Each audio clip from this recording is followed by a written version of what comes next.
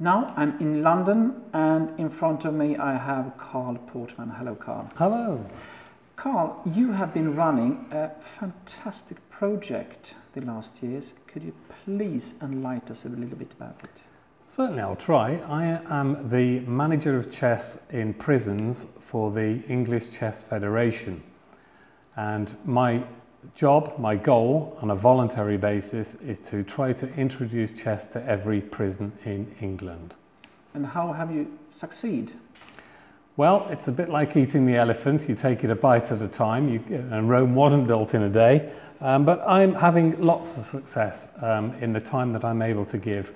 I'm introducing chess, starting chess clubs, getting inmates talking about chess, and most importantly, influencing governors to put chess on the agenda in prison.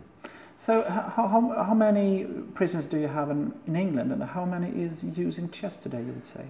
We have around 80 prisons, and I would say from the prisons that I've visited, you know, that maybe half are involved in chess in some way.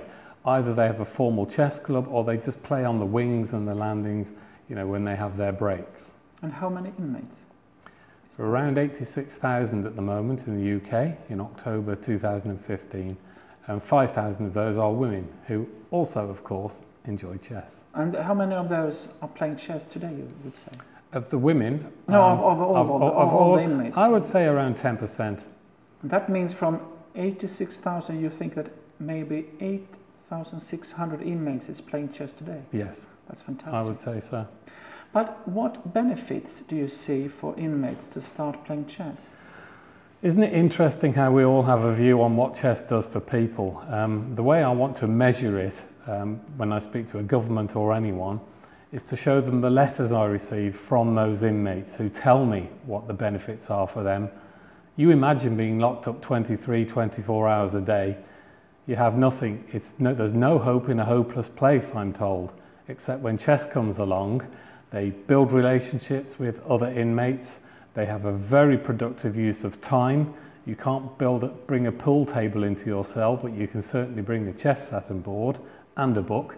It improves their thinking, and certainly in some cases their health. I've had a very interesting letter from an inmate who abused his body with drink and drugs, and said that chess is helping him to think better and to speak better, and it's basically cleansing him of all the badness, if you like. So chess is working miracles with some people, and it does have those redemptive qualities that they say, now I've learned to think before I move, and the reason I'm in here is I moved and then I thought. So chess, as ever, is doing the business. I know that you have communication with the inmates also through an article that you write in their newspaper. Yes, there's a newspaper called Inside Time. You may be able to find that online, and that reaches all of the prison population. And I do a monthly article where I give a chess position. People write to me to try to solve it, and I give a prize to the first name out of the hat. And they love to do that. Again, that takes their time. It helps them to use time in prison. I also happen to know that you, in August, came out with a book. Could you please hold up the book for the camera? I would be delighted to. Of course. It's called Chess Behind Bars. And please tell me about this book. This book is actually quite dear to me because it's a legacy book. With chess, we have many opening books we put on the shelf and we don't read, but this really has everything under one roof.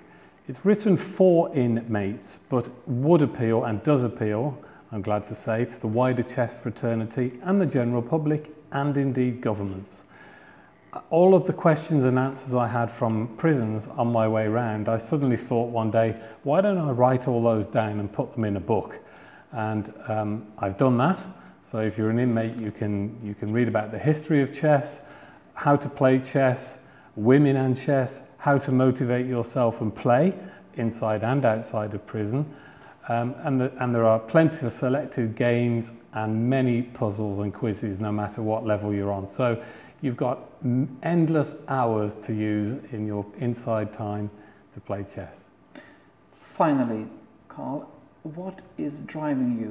What is your personal interest in this? Because I know that you do no money on this at all. It's a voluntary thing, and you have huge work you have put into this. What is your personal driving force? I think the driving force and the reward is to make a difference, to make a change. Sometimes the older we get, you sometimes think, chess has given me so much. As I've written in the book on chapter 1 about my childhood and how chess affected that, it gave me so much, continues to give me so much. I simply want to give something back. And the prison community, whether we like it or don't, whether we think they're good or bad or indifferent, in my opinion, everyone deserves to have the opportunity to find our great game. It can and does alter lives, and so it's a legacy, really. I may wake up one morning and think I don't want to do it anymore, but that's not going to happen anytime soon. Thank you very much. Thank you.